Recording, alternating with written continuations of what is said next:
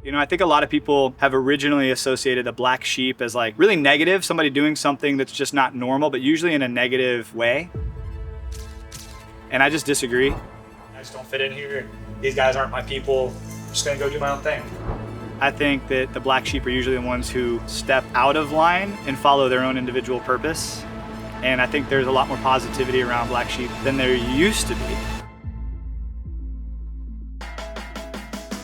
So when the guys first showed up at 5 p.m., day one, Monday, which was intentional. The reason I set this up Monday, Tuesday, Wednesday is because I wanted the men who came to have to say no to work instead of saying no to family. And to me, I think weekends are so important. Having time spent with wives and kids is so important. I didn't want to take the weekends away from these guys. And immediately we did a little icebreaker, which were some deep questions, really just breaking each other open. None of the questions were the same. There was a bucket in the middle. Everyone grabbed a question, unfolded it, read their question out loud and gave their answer. And we went around a circle and shared, and it was really cool because all the questions were different and it just allowed for really great conversation to happen over dinner. And for those of you who don't know, the theme of this retreat is obedience. The whole reason this retreat is happening is obedience. I was just so focused on working. And this year, I'm just trying to make a change. Social media is like such a blessing and a curse because it can turn you to really cool things like this, but it can also drain and suck so much time and attention and just like life out of you. What is faith without action? It's nothing. You can't just say we have faith and not actually do the things that require it. The first night we ended up doing a workout on the side of my house in my gym, which was cool to have 11 guys jumping in, doing a workout, doing an activation together.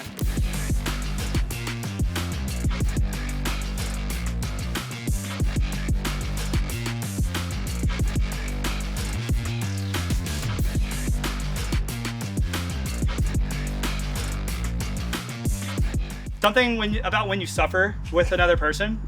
See, you can either be intimate with someone or suffer with somebody, but those moments of community where you're doing something together that's either very pleasurable or very difficult, it really brings you together. And I think that's why these activations are really important and powerful. And then we ended up having dinner and then doing some fellowship, some wellness, obviously some sauna sessions, cold plunge sessions, hot tub sessions, shooting the basketball around a little bit, just having a lot of fun. The guys were incredible. And that was night one. And then next morning at 8 a.m., they came over. My wife and I cooked sourdough. We cut a huge plate of fruit, cooked eggs from my backyard chicken. So most of the meals were very animal-based, were very clean, so the guys were fueling up with really, really good fuel. Luckily, we were sponsored by a lot of great brands. Masa Chips hooked us up, Fit Aid hooked us up, doTERRA. We had so many wonderful snacks and foods for the guys to fuel up on throughout the entire event. So after breakfast the first morning, we ended up opening up with a little keynote. I had a little speech about the cycle of your purpose and kind of reigniting your passion. It's definitely something after the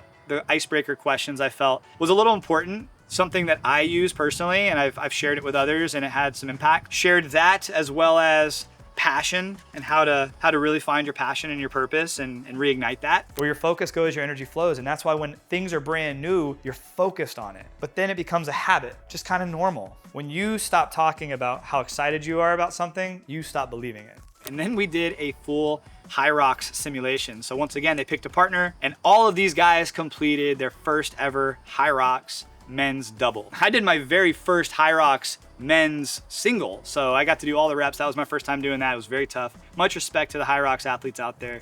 Bro, I don't know how guys do this at the pro weight. They're already done. Like they're done celebrating. Freaking animals. It's just impressive. I'm just so impressed by you Hyroxers.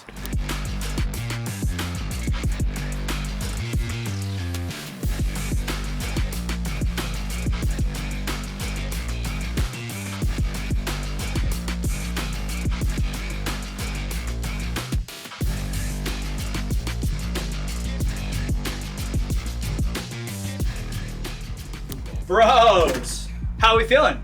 Great, man. Fantastic. Dude, everybody just completed their first Hyrox. What do you think it is? Because I remember you took a head count and like a lot of us like we're not like really into Hyrox, but you have like a Hyrox setup, like assuming that you know you've done it a lot. And I noticed a lot of people when they get into it, they really get into it. And then so like what is it about it that makes people start it, try it, and then just get into it? It's doable. You just did it. That's right. Right? Like anybody with 2 legs, 2 arms, and a will could do it. Like 65-year-old women can do Hyrox. CrossFit games, you don't know what to expect. Like you find out the workout usually the day of. You never know what you're getting. With Hyrox, it's the same work, the same weight, indoor venues. So like the bar is set and everybody gets to compete towards the same bar. That was incredible. The guys were cooked after that. After we did the Hyrox and we were chilling and just decompressing a little bit, doing some cold plunging and stuff, I announced to the team, to the guys, that I was gonna do a little one-on-one with one of the guys, and if anybody else would like to do that, I'd love to offer that. It wasn't part of the schedule, wasn't part of the plan, but once again, a spirit-led retreat led to this. That led to another one-on-one, that led to everybody wanting a one-on-one, which was amazing, and that's where a lot of transformations happened. After some of the one-on-ones, the guys were then talking about their one-on-ones and opening up. I think some of the challenges, we challenged each other, allowed them to openly talk about it as a group. And a lot of the things they were facing, some of the struggles they were facing, they were able to share with their brothers a little more openly. And that led to a few of the guys surrendering their lives to Jesus Christ. And that's the part of this entire thing that I was not expecting, that blows my mind and just confirms that, hey, like, you don't have to have a perfect schedule or a perfect place or perfect itinerary or perfect food or perfect anything. If you just pray to God and say, hey, like, Holy Spirit, you are welcome here and we want to see and feel your presence, He will show up. Me personally, one of my favorite things here is getting closer to God and actually opening up myself to Jesus Christ, our Lord. It's something that I came in here not knowing if I ever have, but after leaving here, you know, I got more clarity, and this right here has been just like life-changing. David has been such an amazing human being, and for me, it's just one of those things that I'm always gonna remember. And day 3 was fun. We opened up a Q&A. So in my living room, had everybody sitting on the couch and opened up a nice live Q&A, ask me anything, explaining some of the different biohacks, how I ended up getting into content creation, my flow, workflow, a lot of really great questions. Then our activity on day 3 was we got to enjoy the lake. Took the guys out wake surfing. Only a couple guys had ever tried wake surfing. Dude, we got a crew out here. We're about to take them wake surfing. You have any advice for these guys? It's most of their first time ever behind a boat. Don't fight it. Don't fight it. Here's the thing, is like, they look like a bunch of fit dudes. The muscles sometimes make it worse. Okay, and here's why. Is because guys are like, I'm not gonna fail, and so we think like fighting it is the way to do it, but you want to think about the physics of water. It's very dense, and so you want to use that board like a wing, not a plow, to pivot up on top of the water. So here's a trick. It's not about getting on top of water, it's about you getting on top of the board, and the board going underwater is not a bad thing. Love that. Right? Man, I wish I was there with y'all right now. So we let everybody try wake surfing, and we had a really great day, and then we spent the rest of the afternoon hanging out in my backyard, cooked some more burgers, and just had a great day, and then everybody left. I wouldn't have had it any other way. You can cry if you want to.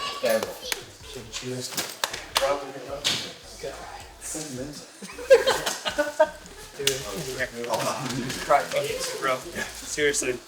32, bro. This is good. I know, it's happening. There's nothing more intimate than bros hugging. Dude, thanks for coming, man. Seriously. Pleasure, brother. Appreciate you, bro. So grateful. This is awesome. Appreciate you. Appreciate you, man. Thank you. Glad you're here. Let's go, bro. I love that. Okay, this, man. Been since 2023. Let's go. 3, 2, 1.